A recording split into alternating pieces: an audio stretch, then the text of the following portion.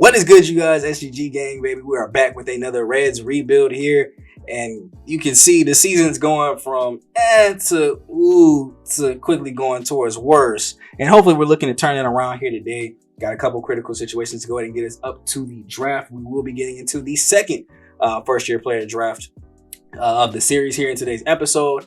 That will be coming in about exactly 12 days. So we want to make sure that we get that in time and are able to hopefully boost this team's pitching more than it's hitting this time in the draft. So critical situation number one here. You see we're in the top of the ninth, up 1-0.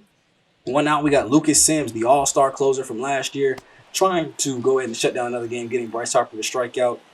Now we got a 2-0 count here to Nick Castellani, just barely out of the outstretched glove of Jonathan India. Not able to glove that one, so they got a little bit of life now. We haven't seen Lucas Sims blow a save, and it will not start today as that four-seam heat comes through and is able to get a strikeout. And, man, that strikeout happened so quick. I wasn't even able to welcome you guys to the video. Make sure you guys leave a like and subscribe and comment down below.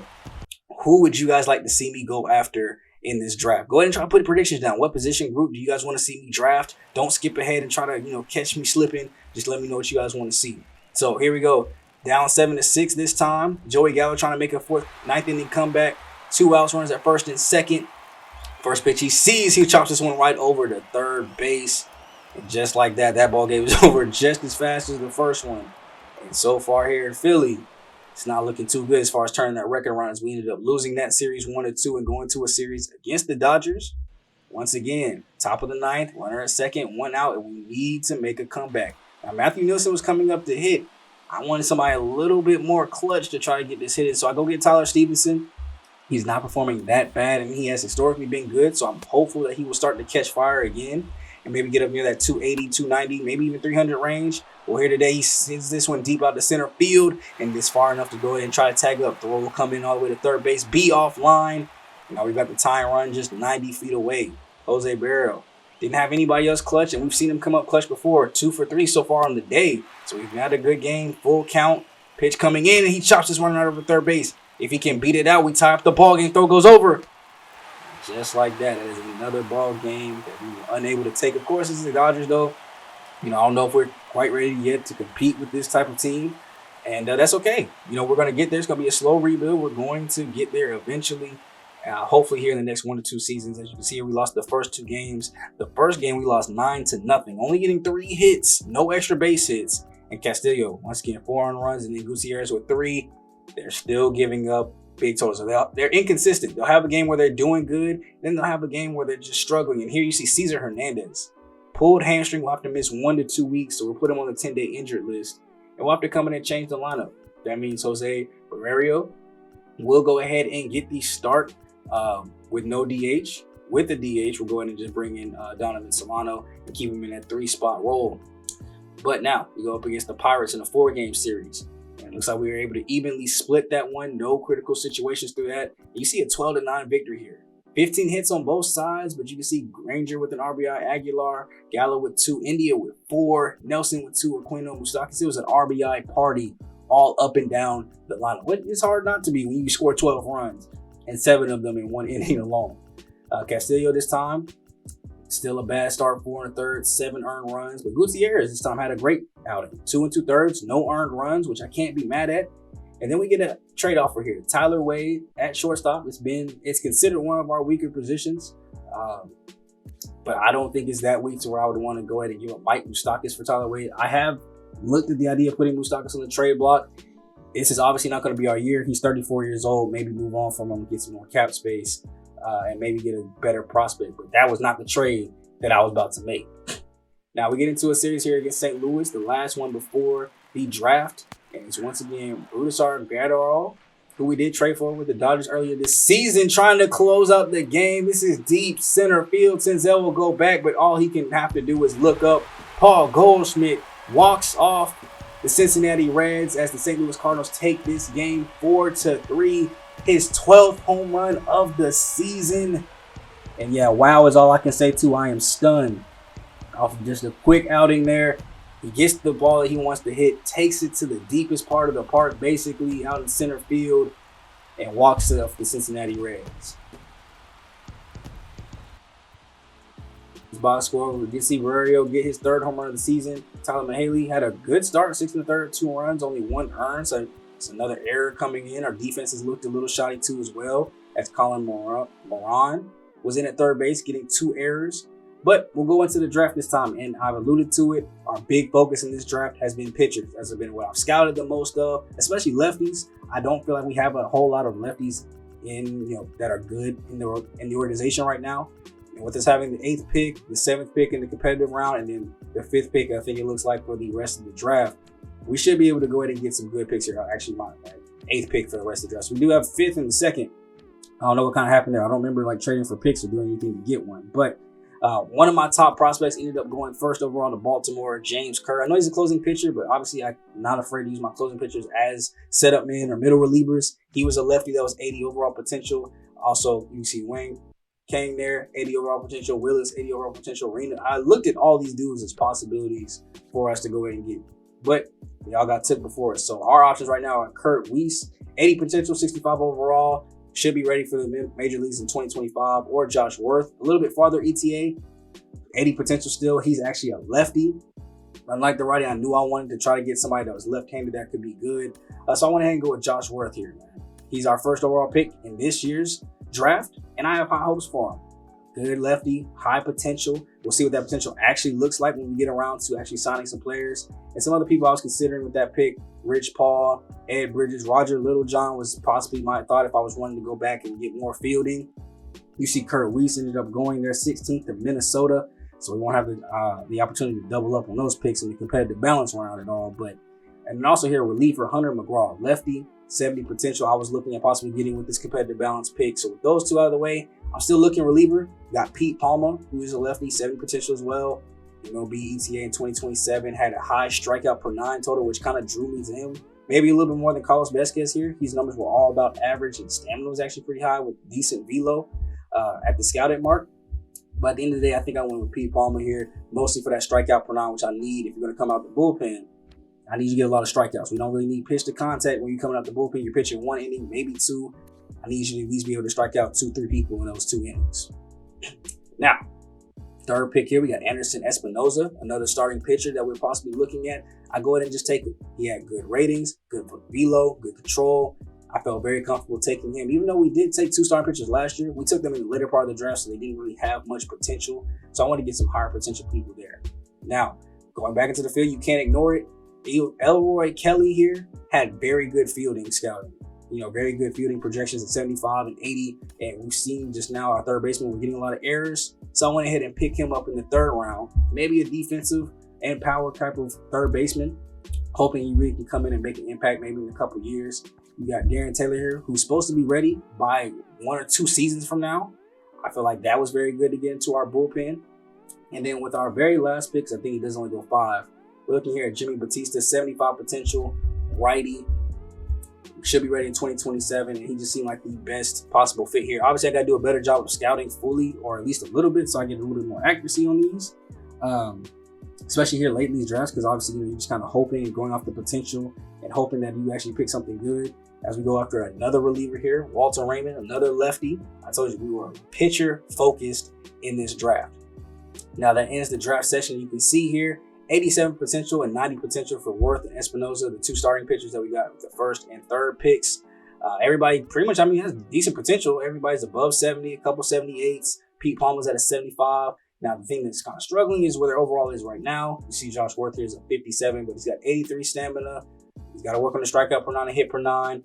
You got Pete Palmer, who's at a 51. He's got to work on the hit per 9 too as well, but the strikeout per 9 is high. Anderson Espinoza, his break was pretty good. Velo was pretty good. And with that 90 potential, it tells me that he could possibly be an ace real soon. We just got to make sure that we're slow with his development as well. And I'm really happy with everything we were able to get. The lowest one was Elroy Kelly, who I mainly got as possibly a defender. If he makes it up to the roster, it'll be mostly because of his defense. And we need to shore up the infield at some spot. But we'll see how he plays, see how he develops. 71 isn't like a cap. He's not going to just hit 71 and not move anymore. He could still get better than that. It's just the potential. So we go ahead and sign all these people up quick and easy. Don't even waste no time with that. We want to go ahead and get them signed. Going back into things, we'll go into a 4-game series against the Dodgers right after the draft. Lose the first 2 And here in game 3, bottom of the ninth, we're down 2-1, but we've got a chance to win this ball game. 1 out, Nick Senzel is up. Josh Burrell, Jose Burrell, and Tyler Stevenson on first and second. So we got decent speed out there. No need to change that up. The 2-1 pitch coming in from Blake. Slider is not able to find the zone. He's got a 3-1 chance to walk over to first base. Tries to just lay in a 4-seamer there, full count. Does not get the call on the black there. We've got bases loaded, 1 out. Another chance to have a big inning. Jonathan India, 3-1, swings through the slider to make it full again. And we'll see what Blake gives him on a 3-1 or a full count. He walks him over to first base, so a run will come in. The tying run actually will walk his way across the base pass. Donovan Solano froze up on the slider, this time not getting lucky enough to get the call like his other teammates. Danny Granger trying to be clutch here, and he chops this one to shortstop. That'll go ahead and end the ninth. So we'll go to extra innings. Extra inning rule in effect. Runner is at second. We have Seth Lugo in the ball game. This pitch right over to India, throws to first base. It will do its job though and move the runner up. So with 1 out, any kind of ball deep to the outfield should score him. And there it is. Ranger going back, running back, roaming, grabs it, and he'll throw it into play. Not going to be in time. The relay throw from India, long behind him. So they take the 1-run lead, as you should expect with the runner there. You want to try to get 2, though, because we're going to have a runner at second also to kind of be able to do a similar thing there. So Mookie Betts takes this one out into the gap. That'll bounce over for an automatic double. His 16th on the season. And we'll go ahead and get Seth Lugo out of there. Luis Caesar will come in. 4 games, 4 innings pitched. Not doing bad at all. Batter's not hitting very good off of him. And so far, the first batter he sees will be Will Smith. Grounds it right over to India. And that'll end the top of the 10th. So we'll have another chance to walk it off, this time down 1, just like when the critical situation started. Runner at second, no outs. Mike Boustakis, who exactly you want up, gets the sinker eye level and swings through it. 0-2. Takes this pitch. It's a slider deep back into the gap. It'll get down and go up against the wall. That'll score the run. And I told you this is exactly who you want. Mr. Clutch himself. Which is why I'm struggling with the thought. Do I trade him since it's not the year and try to get some prospects while he's still good? Or do I keep him just because he's the only thing keeping us winning? Jesus Aguilar strikes out there for the first out. 1-2, swing and miss. That's Joey Gallo still struggling to find some offense. 2 outs, 2-2 count here. And there's Burrell going out to right field. That will get right to the glove. We'll go to the top of the 11th. Still, ball game's tied. This one's flat out to shallow right field. Not deep enough to try to move up with only 59 speed. Not as fast as the last person they had on base. That ball, though, deep right field. Senzel's running. He's got a chance. Leaps, and that is not going to be in his reach. That is like 4 or 5 rows deep. And that is a 2-run home run, even though they were able to get the strikeout to follow it up. The damage has been done. It is 5-3 as he rounds this over to Burrell to first base. And now the Reds need 2. This is, like I said earlier, this is what you want to have to happen. In the top half of the overtime period, man, you want to get 2 because they got to run at second base and they got to try to duplicate. Swings and misses there. That's 2 quick outs off of a pop out and a strikeout. And comes down to Donovan Solano. First pitch he sees, takes it out to right field. Will it bloop down? It will not. That gets into a glove, and that'll be caught for the final out of that ball game. Luis Caesar, unfortunately, will get the L there, giving up that 2-run home run. But we do got some people coming back from injury. Kyle Tyler is back. Cesar Hernandez is back. So we go ahead and move him and transition him right back into the lineup. Move Doug Granger down from the 3 to the 7 spot. And go ahead and get Cesar Hernandez back into the starting lineup.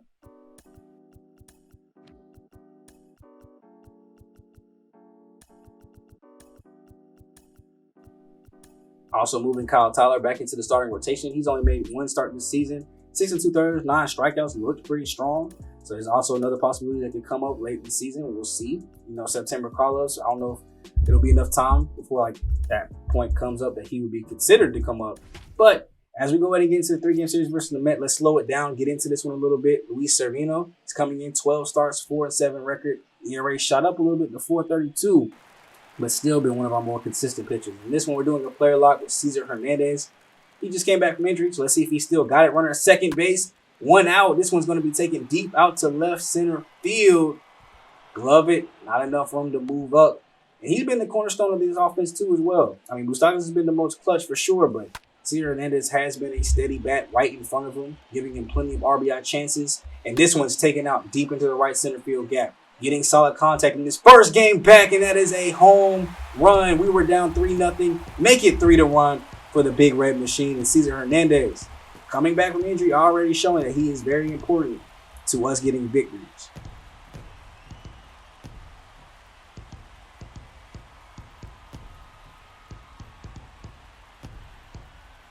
Missed out on, as you saw earlier, one of the games that we lost was due to a fielding error from shortstop. So we're glad to get him back into the field. He's very sure gloved out there. It's not like a gold glove or anything, but it'll hold it down. I haven't seen too many errors or any mistakes really come from him in any of the games that we've checked the box score from or just been able to play, watch.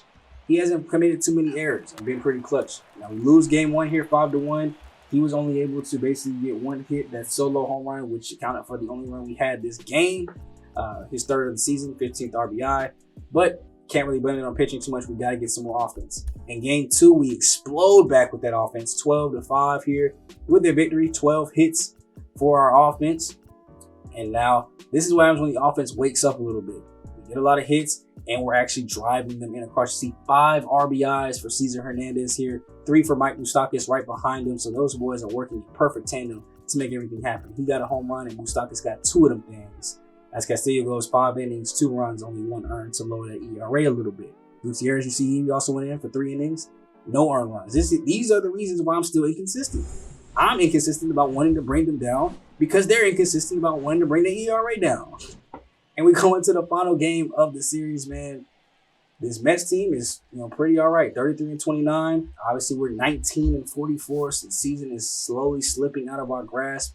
And we're trying to see if we can go ahead and at least take this series. I told you, if you guys want to come back and have a decent record, we got to start winning series. Lost game 1, beat them pretty bad in game 2.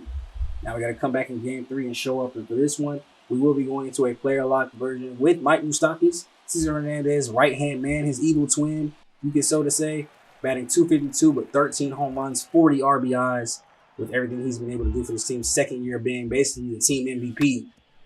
As he goes and takes the first pitch he sees right over to second base with 2 outs. And that'll end the first inning there. Not able to get any early new runs. But his next at bat, got him checking that sink with 1 out, runners in the corners. We're up 1-0 now. Can he get a couple more RBIs? 0-2. Chops this one right over to first base. He'll throw over, and they will get it right back. That is quick defense by the first baseman, able to throw over and get back in time, not waiting for the pitcher. And it's still 1-0. That is a deep drive, though. That is what Moustakas can provide. He might get out for 3 straight at-bats, but in that 9th inning, when I need him to actually get a hit, it's going to be a home run, best believe. And the Big Red Machine takes a 2-0 lead here as they're trying to take this series 2-1 as Mike Moustakas hits home run number 14 on the season.